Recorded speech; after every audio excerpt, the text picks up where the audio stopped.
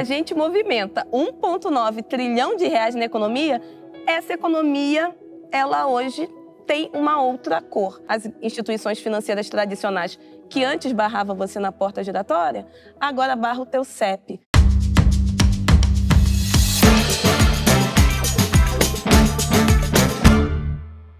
Como disse Angela Davis, quando a mulher negra se movimenta, toda a estrutura da sociedade se movimenta com ela. E eu fiz questão de abrir o programa de hoje com esse levante, para que cada vez mais mulheres pretas como eu se tornem empreendedoras no nosso Brasil. Que sejam donas dos seus negócios e de suas vidas e que contem com o apoio de toda a sociedade por trás. E para a gente entender como é que isso tudo é possível, eu tenho o prazer aqui de receber algumas mulheres que estão sacudindo as estruturas do mundo que a gente conhece. Nina Silva veio para contar como é que ela está revolucionando o mercado com o movimento Black Money. E a Fernanda Santiago é especialista em igualdade racial e gênero e atua como assessora do nosso ministro da Fazenda, Fernando Haddad. E claro, quem compõe esse papo comigo, lógico, minha parceira, Renata Malheiros. Olá, meninas, tudo bem? Olá! Nina, para a gente começar, me diz quais são os desafios que as mulheres pretas estão enfrentando no mundo dos negócios? A gente tem quantas horas de programa?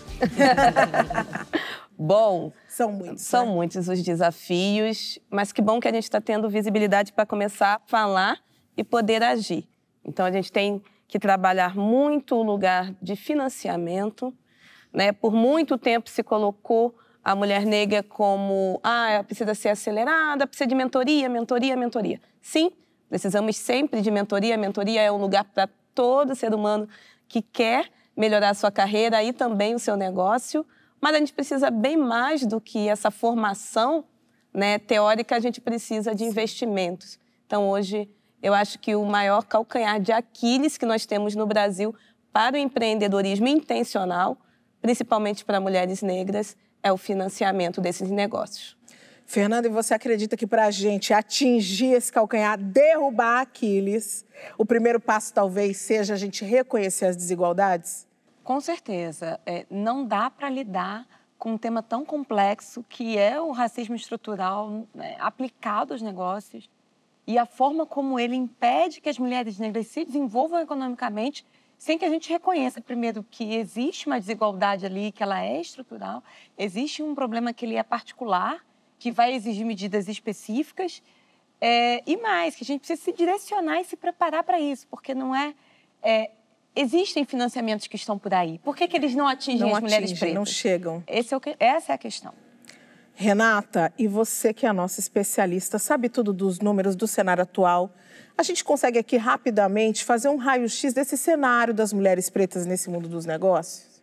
Conseguimos, Cris. A grande verdade é que quando a gente olha para os números de empreendedorismo feminino, né, de mulheres nos negócios, comparado com os homens, a gente tem alguns cenários, né, bastante diferentes. Por exemplo, hoje no Brasil, as mulheres são mais ou menos 16% mais escolarizadas em anos de estudo do que os homens empreendedores, em geral. No entanto, negócios liderados por mulheres faturam, na média, 16% menos do que negócios liderados por homens. Quando a gente vai olhar isso por um recorte de raça, a gente vê ainda um agravamento dessas questões. Uma das questões mais importantes é o tempo, o número de horas dedicado aos seus negócios, né? Então, as mulheres, em geral, se dedicam 17% menos horas aos seus negócios do que os homens.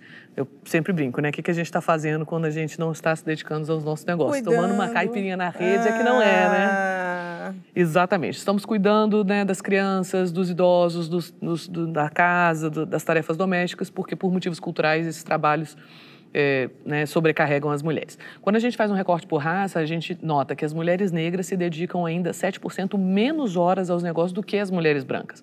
Ou seja, isso é uma situação claramente de sobrecarga, né, de trabalho doméstico. O que a gente faz com essas 24 horas é que faz a diferença. Então, existe um cenário de sobrecarga nas mulheres em geral, em particular nas mulheres negras, que acaba prejudicando na hora da gente desenvolver os nossos negócios.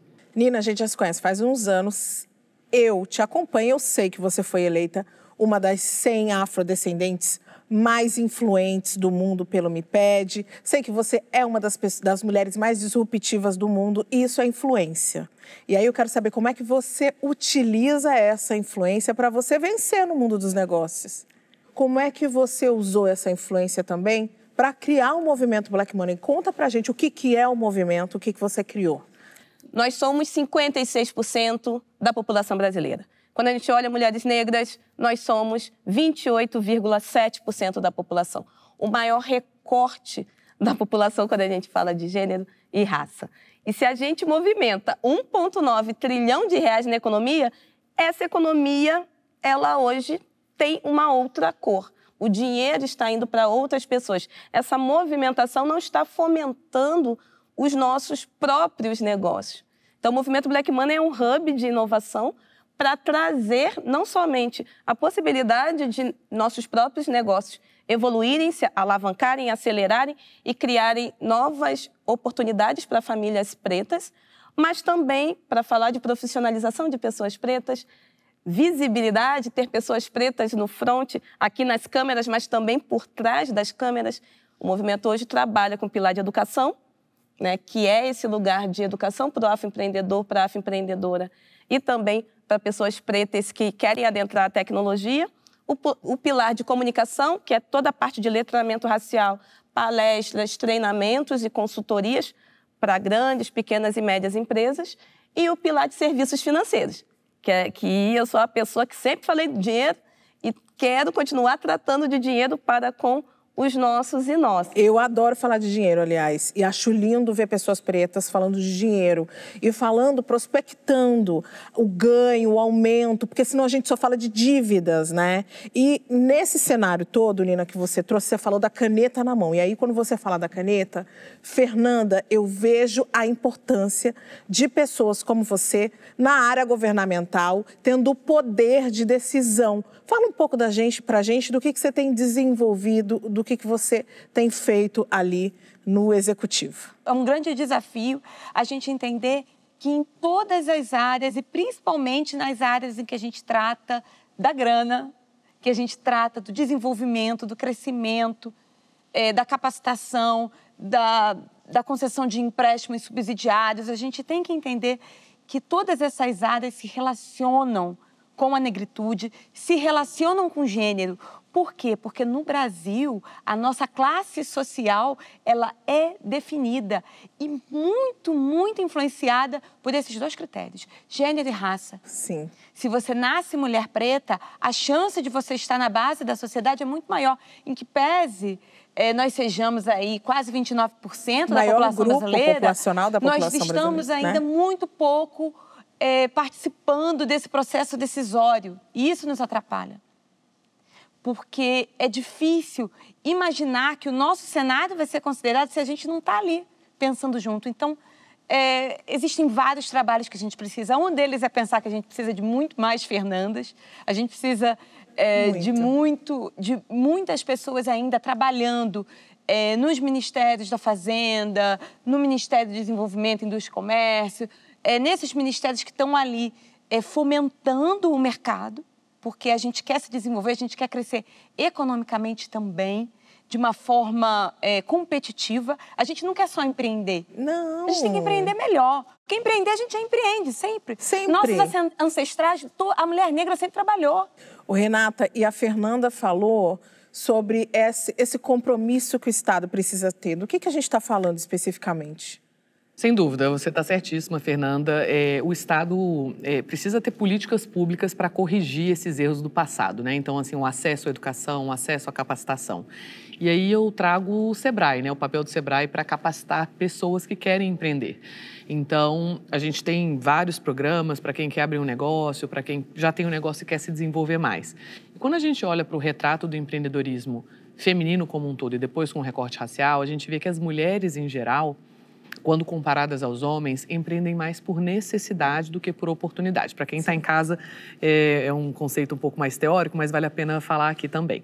O empreendedorismo por necessidade, ele é um empreendedorismo que a pessoa não tem nenhuma outra forma de ganhar dinheiro a não ser aquilo. Então, ele tende a ser um empreendedorismo um pouco mais precário. A pessoa não se planeja, não se organiza. Afinal, ela tem que ganhar dinheiro ali.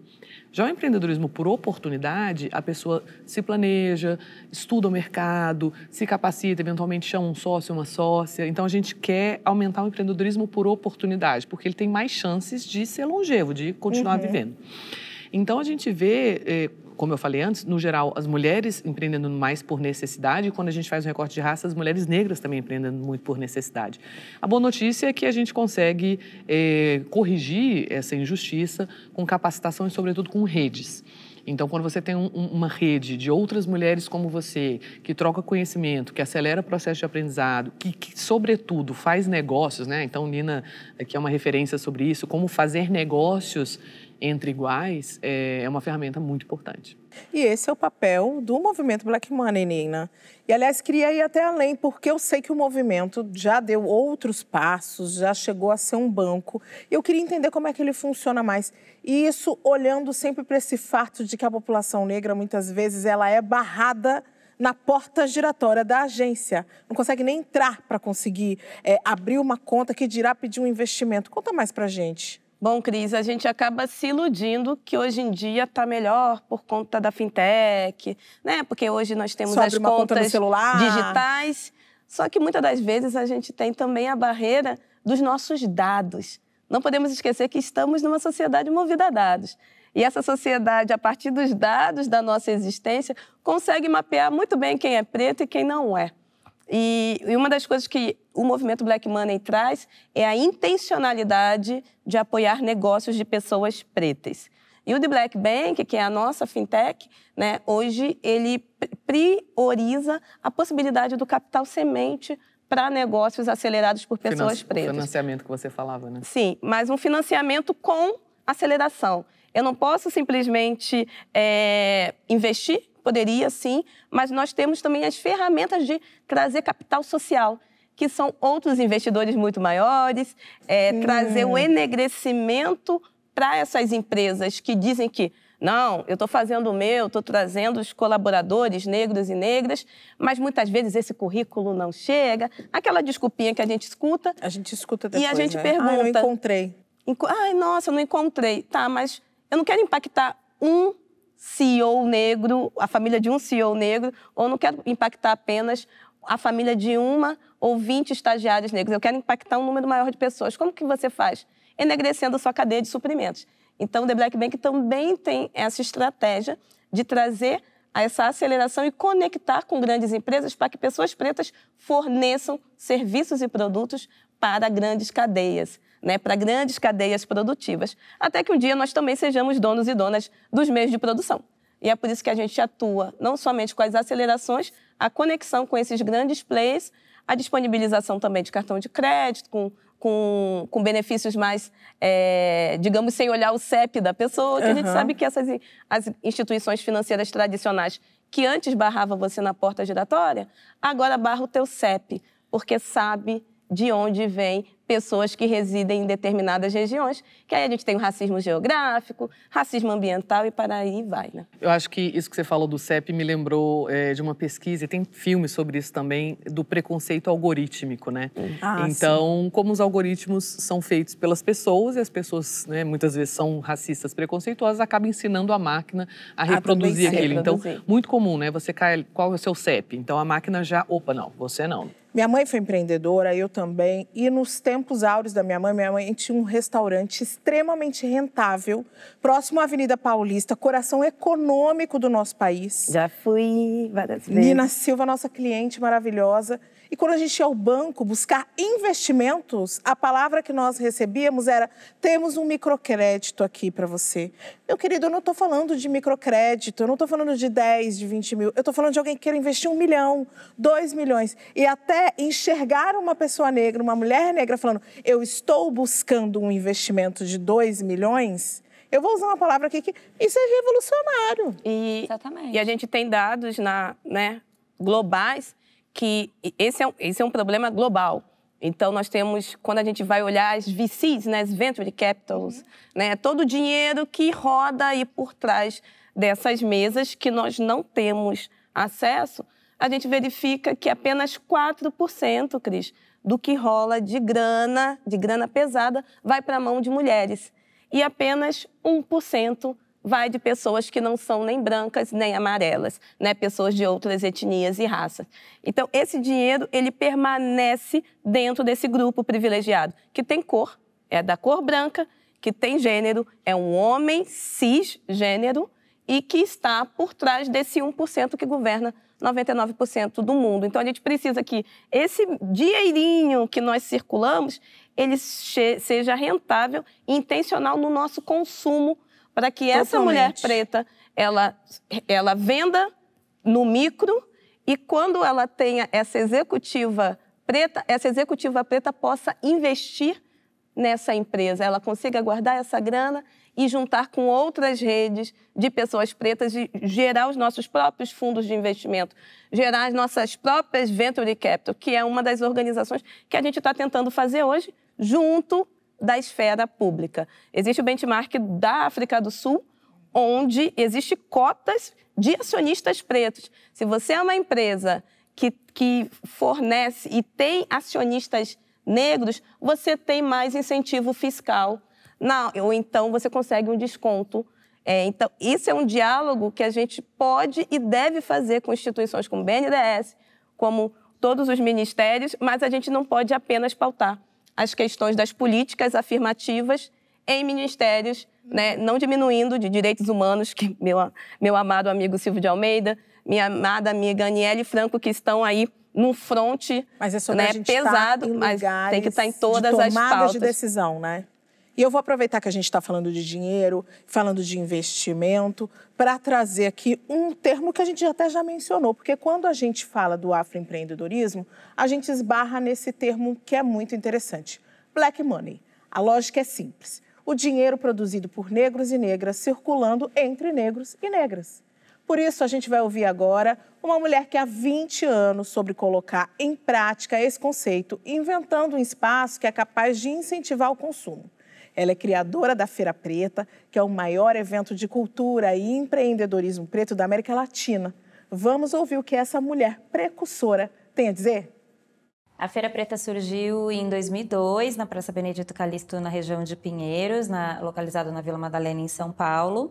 E ela surgiu com uma perspectiva de dar visibilidade para empreendedores e artistas negros que estavam se virando, tentando sobreviver. E começa a partir da minha experiência, né? Eu na época estava desempregada, eu comecei a vender as minhas roupas, montei um brechó, chamava Brechó da Troca, e à medida que eu ia fazendo essas feiras de rua foi que veio esse insight de criar a Feira Preta. Ela começou como uma feira, para reunir artistas, empreendedores, intelectuais, fazedores, pessoas que estavam de alguma forma produzindo criativamente produtos e serviços que tinha de alguma forma essa estética cultural negra, né? Hoje a população negra brasileira ela representa 56%, é a maior população negra das Américas, é a segunda maior população negra. Passados-se mais de 20 anos, a feira se transformou no festival, o maior festival de cultura negra da América Latina. A gente reúne empreendedores de diversos produtos e serviços, tudo que vocês podem imaginar, de objetos de decoração, gastronomia, até fintechs, né, startups ligados a um processo de acesso a crédito. Então, um processo sistêmico foi construído para que esse empreendedorismo negro pudesse existir. E aí, para que isso fizesse sentido institucionalmente, né, através da Feira Preta, a gente criou a Preta Hub. E a Preta Hub tem os programas, tem o Preta Dados, o programa Feira Preta é um programa, o Afrolab é um programa. São vários programas construídos sistemicamente para construir esse ambiente empreendedor para a população preta.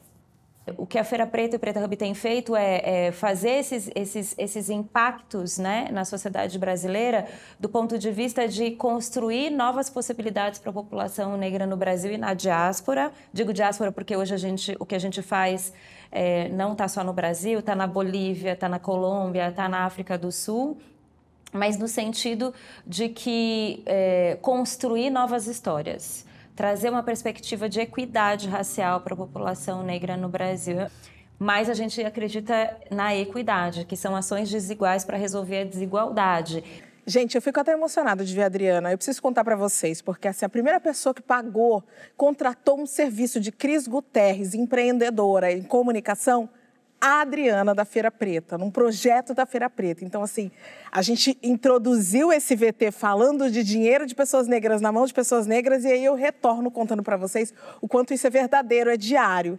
E aí, Renata, eu sei que você conhece a Adriana, eu sei que você conhece a Feira Preta. O que você achou dessa fala da Adriana? Como é importante esse projeto, né? Eu sou uma fã, né? Então, acho que todo mundo precisa conhecer mais. O Preta Hub também, todas as iniciativas que a Adriana lidera super bem. Eu acho que, de novo, eu sei que eu estou sendo repetitiva, mas eu verdadeiramente acredito no poder das redes. Então, quando a Adriana monta a Feira Preta, o Preta Hub e outras iniciativas que juntam as pessoas em torno de uma causa e que as próprias pessoas começam ali a trocar experiência e fazer negócios, que é disso que a gente está falando, né? De fazer negócios. Porque as pessoas pretas geram muito dinheiro, mas, como vocês mesmos colocaram, esse dinheiro acaba saindo das comunidades de pessoas pretas e indo para outros lugares. Espera aí. Então, a gente precisa que esse dinheiro fique de maneira sustentável, de maneira a aquecer aquela economia. Agora eu quero saber de Fernanda e de Nina, o que é estar numa Feira Preta? Me diga. Eu e Nina temos várias histórias de fila de Feira Preta. Fernanda, o que é estar naquele movimento? Me fala. É bom demais essa sensação de estar entre nós e de estar ali se retroalimentando essa energia, essa coisa de querer crescer. Você vê, hoje eu falava contigo, Cris, como é bom, como eu fico feliz quando eu vejo uma pessoa preta, uma mulher preta crescendo naquilo que ela investiu. E a valorização da ancestralidade, que é muito frequente, durante muito tempo, me parece que isso foi alijado de nós. E a gente vivia uma vida que eu acho, uma estética que talvez não nos agradava, não éramos nós. E eu vejo que hoje a gente vê essa valorização da nossa identidade. E é isso, eu sinceramente, só penso em desenvolvimento para a gente que seja desse jeito, com a gente se aquilombando, com a gente se unindo, e eu acredito no empoderamento que seja coletivo. Agora, Nina, me fala uma coisa, quantas vezes a gente não juntou dinheiro para comprar o ano inteiro para comprar na Feira Preta, para encontrar os looks que a gente ama. E quando eu morava no Rio de Janeiro, que a gente fazia excursão para estar na Feira Preta no final do ano. E o mais bacana, esse fomento da economia criativa, que é tão importante para o nosso país, mas que traz uma barreira, que tira as barreiras transnacionais, né? Então a gente consegue se ver enquanto território preto no território brasileiro. E como que também a feira ela se multiplica ao longo do ano, como você bem colocou, entre outros projetos, e permanece.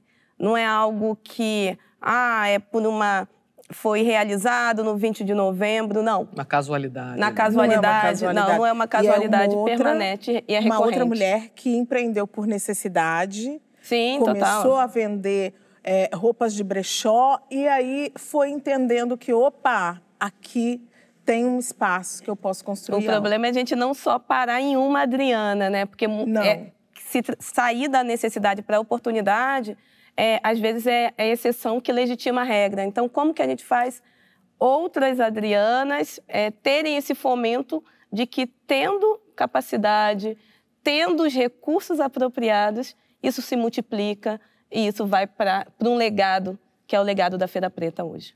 Quando eu te provoquei, Nina, que eu falei quantas vezes a gente juntou dinheiro para só comprar ali na Feira Preta, é porque tem um negócio, uma questão que se não me vejo, não compro.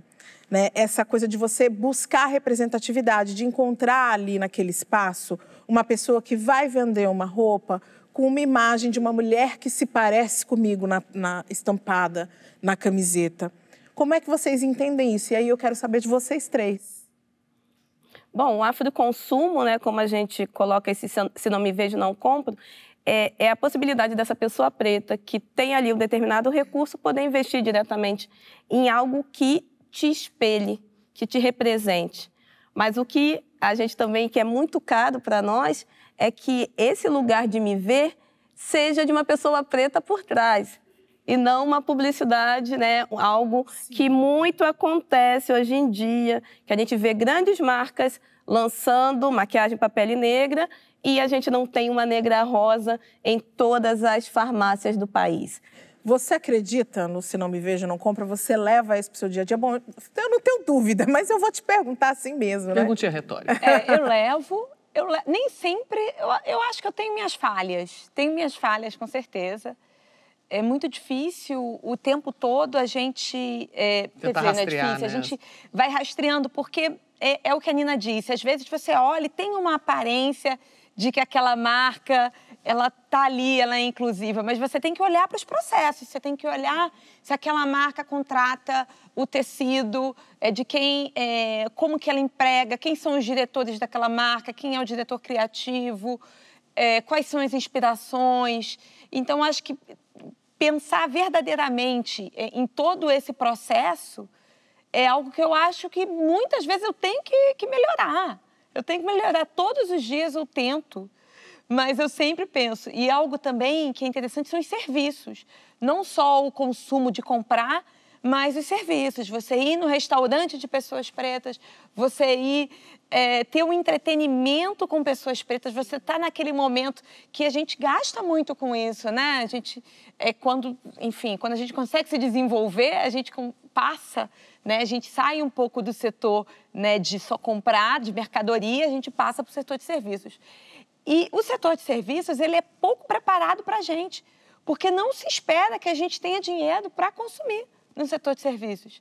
Então, quando a gente vai na clínica de estética... Não está esperando nos receber. Não estão esperando. Então, assim, no hotel. É interessante no hotel a gente pensar qual é a rede de hotel. Se aquela rede de hotel tem um histórico ruim com relação a receber pessoas negras, eu nem quero ir.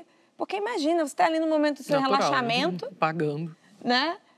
E sempre há essa preocupação da minha parte, porque eu acho que a gente tem que valorizar também o nosso tempo. Dinheiro é o nosso tempo que a gente investiu. Aí você pega, né, aquilo que você conquistou, e vai dar na mão daquele que te oprime? Não, a gente tem que pensar, obviamente, naquele que está alimentando...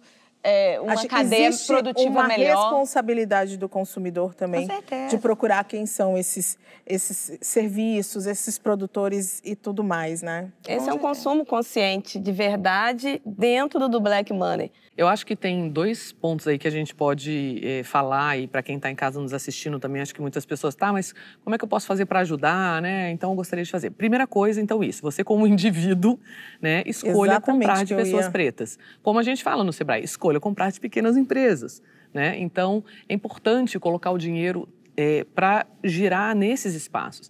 E a outra coisa, como grandes empresas, ou médias, ou até pequenas, né? Pense na sua cadeia. A Nina falava isso, né? Na sua cadeia de fornecedores. Acho que cada vez mais, mas a gente pode acelerar esse processo, políticas de compliance, né? Falam, olha, você tem que comprar de X% de pessoas pretas, ou você tem que comprar X% de empresas lideradas por mulheres, ou de empresas lideradas por pessoas LGBT. Enfim, você usar o seu poder de compra como grande empresa, como média empresa, como pequena empresa, isso sim é fomentar a sua própria cadeia de produção, né? Então, acho que é um ganha-ganha para todo mundo, né?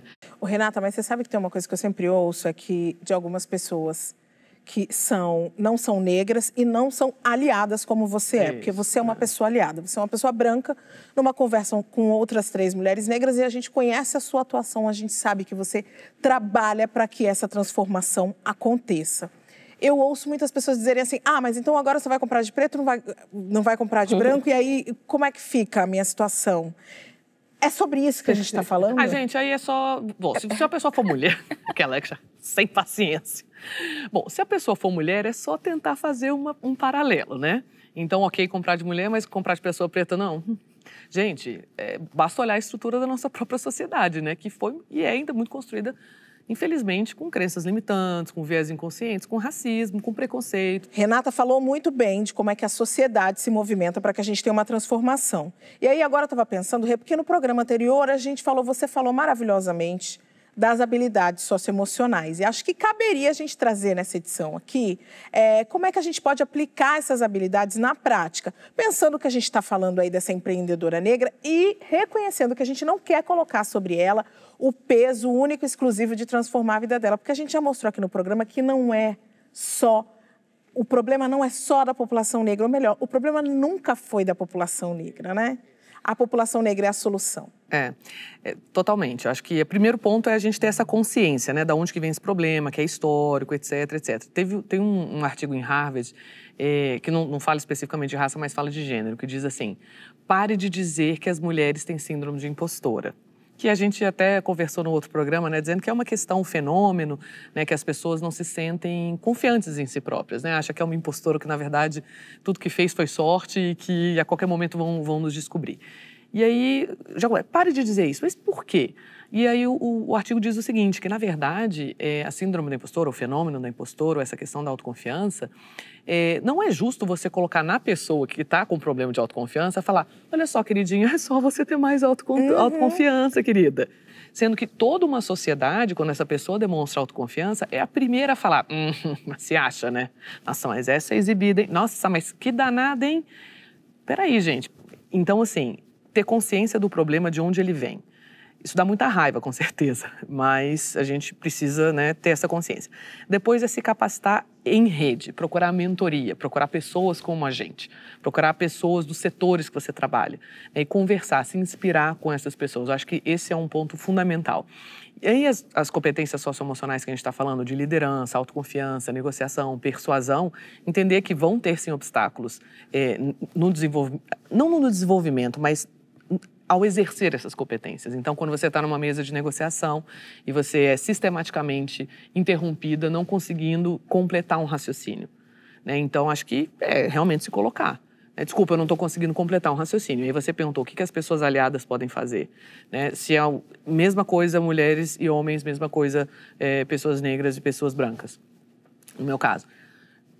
Pegar uma voz de branco e falar, pessoal, acho que a colega não terminou o raciocínio, a gente não está deixando ela falar, vamos deixar ela completar? Ou como num caso de pessoas, né, de mulheres e homens, e muito comum, né, o tal do bropriating, né, quando pegam uma ideia falada por uma mulher e reproduzem como se fosse dele, sem dar os créditos para a mulher. Então, pega a sua voz de homem e fala, pessoal, como disse a fulana, aliás, excelente ideia, que tal se a gente, em cima da ideia da fulana, blá, blá, blá, blá, blá. Então, acho que o primeiro ponto é tomar essa consciência, se colocar e autocuidado, né? Porque é muita porrada, é muita porrada. Então, tem que se fazer um autocuidado entre os seus, né? É uma luta difícil. Olha só, gente, esse papo tá maravilhoso, mas eu preciso fazer um intervalinho, entendeu? Só que antes da gente ir pro próximo bloco, eu queria trazer a experiência de uma pessoa aqui pra roda. E ela é uma mulher do direito, assim como a Fernanda. É uma mulher que tem um projeto muito interessante de capacitação para mulheres pretas. A gente vai ouvir a Dione Assis, que é fundadora do Black Sister in Law, onde ajuda mulheres pretas a se tornarem donas das suas carreiras. Black Sisters in Law tem diversas iniciativas. Uma delas é o apoio a empreendedoras, né? As mulheres empreendedoras que empreendem de maneira informal e que precisam se formalizar para ganharem mercado. E a gente sabe o quanto é importante esse processo de formalização. Formalização de tudo, desde o seu registro como empreendedora, como pessoa jurídica, porque permite que ela abra a conta bancária em nome da pessoa jurídica, tome empréstimos, enfim, feche contratos com os clientes e não cause confusão patrimonial entre o que é dela e o que é do negócio, né? Até mesmo todos os instrumentos jurídicos que são necessários para a proteção do negócio dela, para a proteção da sua marca, para a proteção do seu design, para a proteção do seu business como um todo, para que ela não seja alvo de demandas trabalhistas desnecessárias, para que ela saiba recolher os tributos corretamente e eventualmente não seja negativada ou executada pela União, ou pelo Estado, ou pelo município, por não recolhimento de tributos. Enfim, para que ela tenha um bom relacionamento com o seu consumidor, porque também incide aí o direito do consumidor e ela possa oferecer esse serviço e esse produto em compliance, né, adequado ao direito do consumidor. Então, a gente consegue levar tudo isso para essas empreendedoras, para que ela desenvolva a sua atividade de maneira plena, sem nenhuma preocupação com o impacto jurídico que a informalidade acaba gerando. A Black Sisters in Law, então, faz isso para que essa empreendedora possa desenvolver o seu serviço, o seu produto de maneira plena, sem que o impacto, né, da ausência de uma formalidade impeça o desenvolvimento da atividade dela.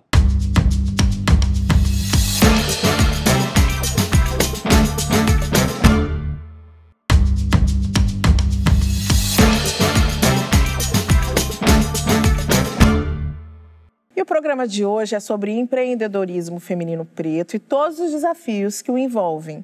E por isso a gente está aqui com a Nina Silva, que fundou o movimento Black Money, e com a Fernanda Santiago, que é especialista em igualdade racial de gênero. Para a gente abrir esse bloco, eu trouxe um dado muito otimista. Mais de 90% das pessoas pretas revelam ter um sonho e eles têm a confiança de que vão conseguir realizá-lo. E aí, olha só, empreender está no topo da lista dos desejos. Sonhar é sempre um primeiro passo, né? E isso a gente sabe que não falta quando a gente está falando de mulheres pretas por aí. Então, vamos sair um pouco aqui do estúdio para entender o que as pessoas pensam sobre isso nas ruas. É o nosso Fala Povo.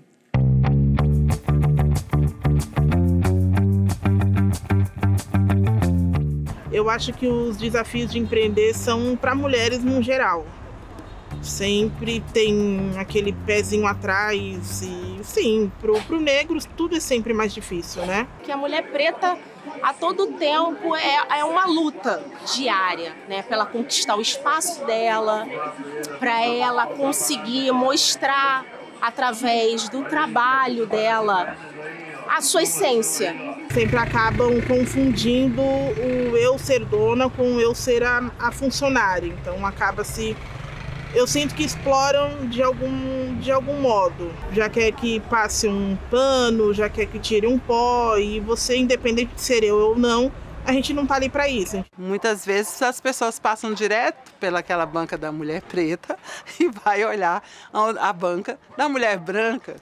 É claro que a gente já percebe que muita gente prefere comprar da empreendedora branca. Independente da cor ou do sexo, a gente está ali dando o nosso melhor. Temos dificuldade em empréstimo, em ajuda de governo. Às vezes a gente corre atrás, mas é difícil, ninguém ajuda.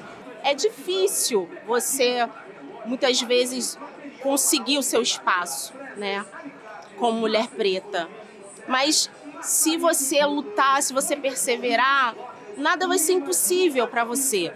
O mais desafiador é lidar com as pessoas no dia a dia. Você precisa se posicionar 3 vezes mais, tendo a visão que você é uma mulher, mas só por ser negra você precisa se posicionar, se dar o respeito muito mais.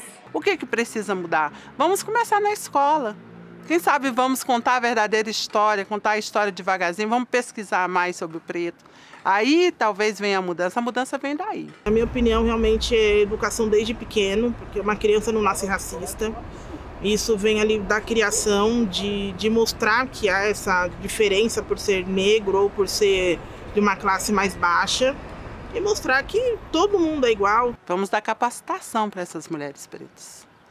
Ao invés da mulher preta ela ser induzida a ir trabalhar na cozinha, a ir trabalhar na faxina, ir trabalhar na lavação, ir trabalhar em empregos subalternos, vamos trazer ela também para outros tipos de trabalho. Quando eu comecei foi um caminho muito longo e hoje eu vejo que a forma como eu comecei impactou muito para que eu continuasse e inspirasse outras pessoas. Nina, o sonho existe, mas essa população está muito ciente da realidade, que abraça, não é verdade? E que bom, né? Quando a gente tem a clara evidência do que acontece, é muito mais fácil, o jogo está limpo, a gente pode seguir e dar novos passos. Então, são mulheres pretas de diferentes faixas etárias que falaram sobre dificuldades, né? A palavra difícil veio muitas vezes, mas falaram também de ter os seus próprios espaços. A gente escutou sobre isso, falaram de crédito, então, e falaram de educação. Fernanda, e a gente consegue aproveitar esse povo fala, essa fala da Nina, para a gente trazer soluções. Porque a gente sabe pontuar muito bem quais são os problemas, mas a gente também quer dizer para aquelas pessoas que estão interessadas em solucionar o que pode ser feito, né? Eu acho que elas já sabem. Eu acho que hoje a gente percebe um autoconhecimento. Quando a gente consegue notar, como a Nina disse, os pontos que a gente quer crescer, eu acho que a gente já tem aqui. E outro dia eu ouvi uma fala muito interessante. Alguém falou, não, vamos lá, vamos produzir dados. Não, a gente já tem os dados. A gente já sabe o que a gente quer, onde a gente quer chegar. É o momento de planejar, colocar em prática e ver realmente o resultado. Porque hoje a gente já tem exemplos de resultado. Então, a gente já sabe que a gente é capaz. A gente está aí no mundo para crescer e vamos crescer. E só precisamos de instrumentos e ferramentas para colocar o plano em prática. E por fim, a coisa da educação mesmo, né? Letramento, criação, desde berço, né? Combater o racismo. Acho que a sociedade como um todo sairia ganhando. Né? Institucionalizar de alguma forma, como a gente já disse.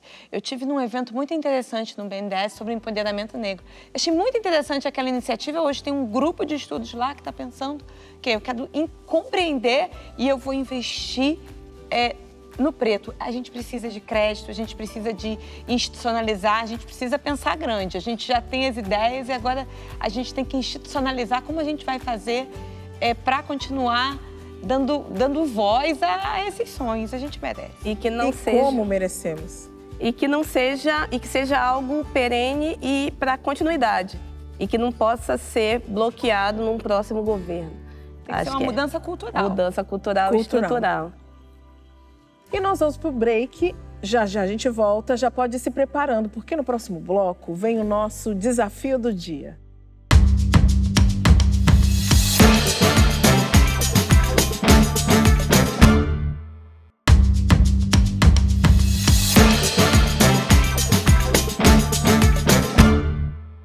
Hoje, o Olha Elas está recebendo Nina Silva e Fernanda Santiago, que são duas potências inspiradoras.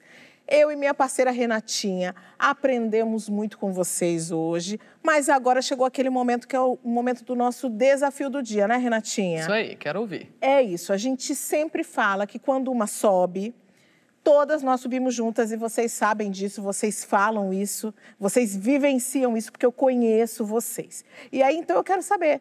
quem são essas mulheres que puxam vocês? Quem são as mulheres que vocês puxam? Quem são essas redes, essas produtoras locais que estão fazendo parte da rede de vocês? A rede que faz parte da rede, olha aí. E eu vou começar falando do pessoal do terceiro setor, que foi um lugar que realmente eu me descobri no sentido de descobrir essa força de autoconhecimento e passei, a partir dali, me desenvolver melhor. E eu já tinha mais de 30 anos. Não era jovem. Jovenzinha, digamos assim, né? Porque jovem você... Jovem eu sou hoje. Somos jovens por mais tempo. Eu não tenho problema nenhum. Eu adoro a minha idade. Hoje estou com 39 e adoro, acho ótimo. Eu digo assim, né? Porque eu acho que demora, 30 anos, eu já tinha muita experiência de muita coisa na vida, mas ainda me faltava autoconhecimento. E quando eu tive com essas mulheres, que é Elizabeth Chadmaia e Eliane Leite, que são duas mulheres, assim, sensacionais, assim, que eu conheci elas e comecei a olhar para elas e disse, irmãs gêmeas. Exato. E o que elas fazem, né? Elas dedicam a vida delas à capacitação de mulheres negras para o mercado de trabalho, a impulsionar outras mulheres mais jovens. Elas já nasceram empoderadas. Fala um pouco mais delas, porque tem gente que não conhece, né? Elas são do Grupo Mulheres do Brasil, são lá do Comitê Igualdade Racial. A Beth é uma das diretoras do grupo. A Eliane, além de estar lá no comitê, ela também é professora de escola. E lá a gente tem um programa que é super legal. Já recebeu o prêmio de melhor escola do estado de São Paulo, a escola que ela conduz, que é uma escola técnica na região central aqui de São Paulo. Exatamente. São mulheres que eu olho, me espelho e vejo, nossa... eu quero ser assim. Elas nasceram empoderadas, são muito grandes e elas empoderam outras pessoas com muito amor. A gente consegue falar de uma rede que as pessoas que estão nos acompanhando consigam acessar? Porque eu sei o quanto essas mulheres são até acessíveis, mas não é tão fácil a gente ir atrás delas e conseguir ajuda, né? Tem algumas redes que já fizeram parte do movimento Black Money. Então, a Pretaria, no Rio de Janeiro, que é um coletivo para afroempreendedores e afroempreendedoras, conduzido pela Catiúcha, o Atuzi.